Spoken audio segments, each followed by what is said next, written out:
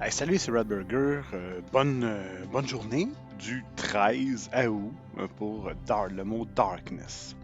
Là, j'ai un peu les yeux. C'est le matin, je me réveille, je te fais ça. Écoute, en fait, je suis toujours dans cette vague de nostalgie. Fait que je me dis, appuyons à fond sur le bouton nostalgie, puis je vais te parler de Darkness pour moi, noirceur, sombre. Ça m'évoquait Ravenloft. Je vais te parler un peu de Ravenloft, je vais te parler un peu de mes expériences avec Ravenloft et tout ça.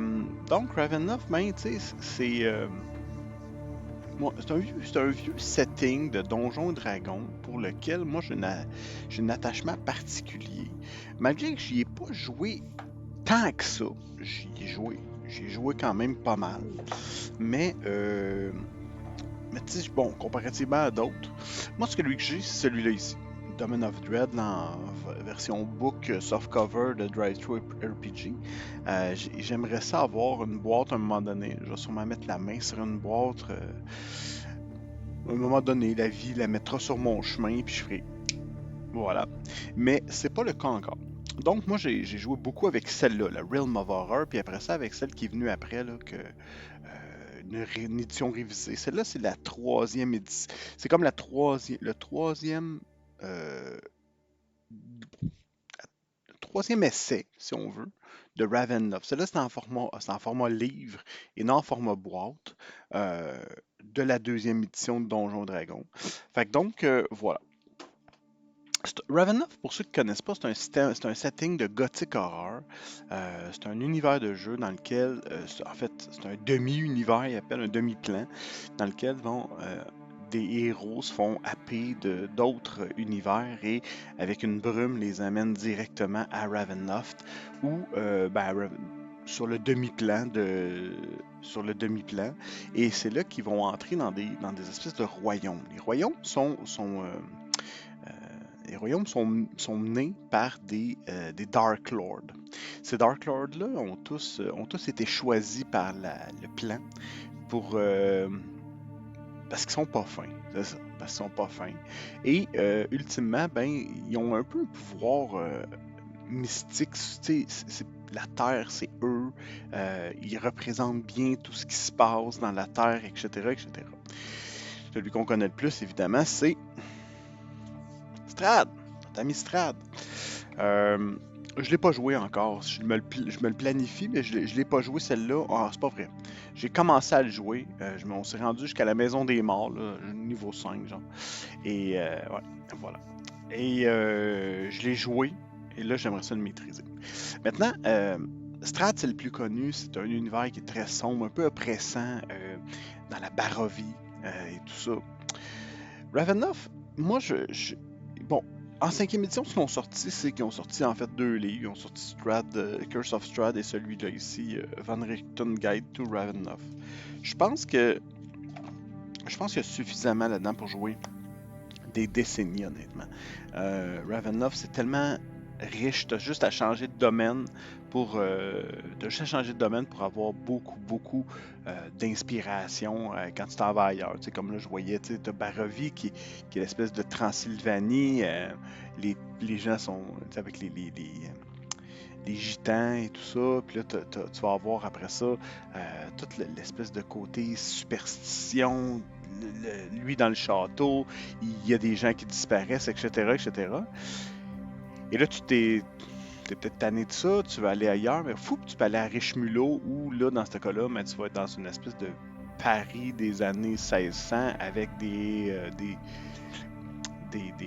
voyons, des rogarous. Tu vas avoir toutes sortes de trucs comme ça. Un que j'aime bien moi aussi, malgré le fait qu'encore une fois, j'y ai jamais joué, je l'ai jamais joué, c'est celui-là ici.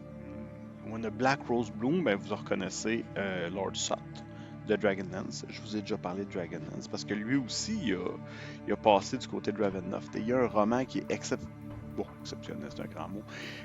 Il est bien. Moi, j'ai bien aimé. C'est The Night of the Black Rose. C'est un roman de Ravenloft. Et là, on vient d'écrire quand Lord Sot passe.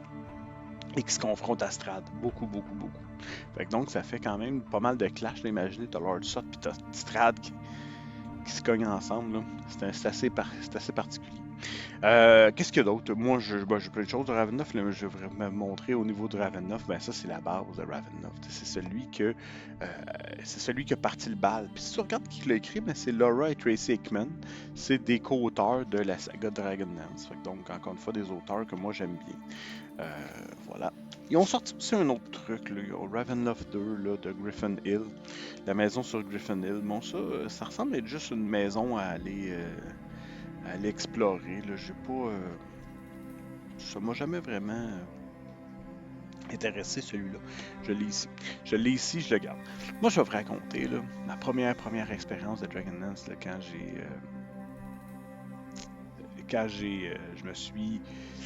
j'ai touché à cet univers-là.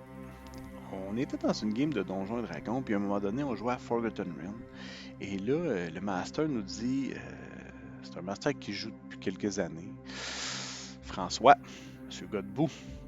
Et là, il nous dit, on va changer un peu les choses, on va switcher sur quelque chose d'autre, je vous le dis pas tout de suite. Je suis parfait, c'est intéressant. Et là, il nous envoie, à un moment donné, ben, on a les brumes, ces brumes-là. Moi, je me souviens, je jouais un moine. Dans la deuxième édition, c'était un prêtre fighting monk. Fait que j'étais comme un moine combattant. Et là, je me battais avec mes poings. Puis, bon. Et là, on se ramasse, en fait, à courir dans un champ. Il y a un orage, puis là, ça tombe. On veut s'abriter, puis on voit une grange au loin. Mais là, on court. Et là, à un moment donné, il y a comme une brume qui s'épaissait autour de nous. La brume, bon, mais on continue de courir vers la grange.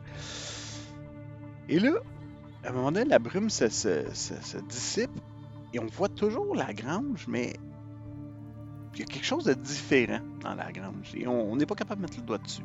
Bon, finalement, on arrive dans la grange, on se sèche plutôt, puis on est à l'abri, etc., etc. Et là, bon, on commence à se reposer. Et il commence à y avoir des choses qui bougent dans la grange. On sait pas trop. Là, on se demande un peu c'est quoi, puis tout ça. Bref, ça pour dire que il y avait des ombres, des shadows dans la grange. Et tout ça, une soirée de panique, de paranoïa contre je pense qu'il y a 3 ombres dans la grange, c'est tout. Mais ça a été la panique générale dès qu'on était là. Puis on avait peu ou pas d'armes magiques. Fait que, excuse. Ça a comme été un peu particulier, honnêtement. Et je m'en souviens comme si c'était hier, là, c'était vraiment fantastique. Un autre game qu'on avait eu à un moment donné, c'est qu'il y avait des gens dans le village en bas qui étaient agressés par une bête. On se dirige là, un peu à la bête du Gévaudan. On arrive là en tant que chasseur, puis on va libérer le village de cette bête-là. Et ultimement, vous regarderez dans la deuxième édition, là, il y avait une bête qui s'appelait le Lowland Werewolf, le loup-garou des basses-terres. Ben, le loup-garou des basses-terres, là, en fait, en termes mécaniques, ce que ça faisait, c'est que quand tu lui donnais un coup, les seuls dommages que tu lui faisais, c'était les bonus de l'arme. Ça veut dire que si tu avais une arme plus 1, tu faisais plus 1. Tu faisais un point de dommage. Imaginez-vous à quel point c'est long. Écoutez, ça a été une mécanique parce que le loup-garou, il sauvait, il partait, il restait pas à notre contact. Fait que c'était pas un combat statique, pac, pac, pac, pac, pac. Non, il a fallu trouver un moyen de l'appâter, de le garder en place, de le resserrer sans qu'il sauve. Puis ça n'a pas été du premier coup qu'on l'a eu. Ça a été une game, encore une fois, c'est une partie au complet juste avec un combat. Mais c'est des combats c'est des combats intéressants, c'est des combats que tu fais, ok, ça c'était compliqué, puis il était frustrant, là, parce que tu viens de lui donner pac, pac, pac, pac, pac, tu lui donnes des coups, là, tu sais que t'es rendu peut-être à 7, 8 points de dommage, tu sais, pas grand-chose, là. Il part, puis là, il court, puis là, c'est de le rattraper, tu veux pas le rattraper, puis en même temps, ça pioche un loup-garou, là, c'est pas un Teletubbies, puis là, tu essaies de le rattraper, puis tu le perds, puis là, tu te dis, ah, qu'est-ce qu'il va faire? Va-tu être capable de se guérir ou quoi que ce soit? Il va falloir le retrouver. Non, c'était vraiment des bonnes games. Pour vrai, c'était vraiment cool. C'est des games qui me sont restés en tête, puis voilà. Ben, c'est ça pour mon RPG Week. RPG Day. C'est juste à chaque jour. Bon. Je te souhaite une bonne journée. À demain. Salut.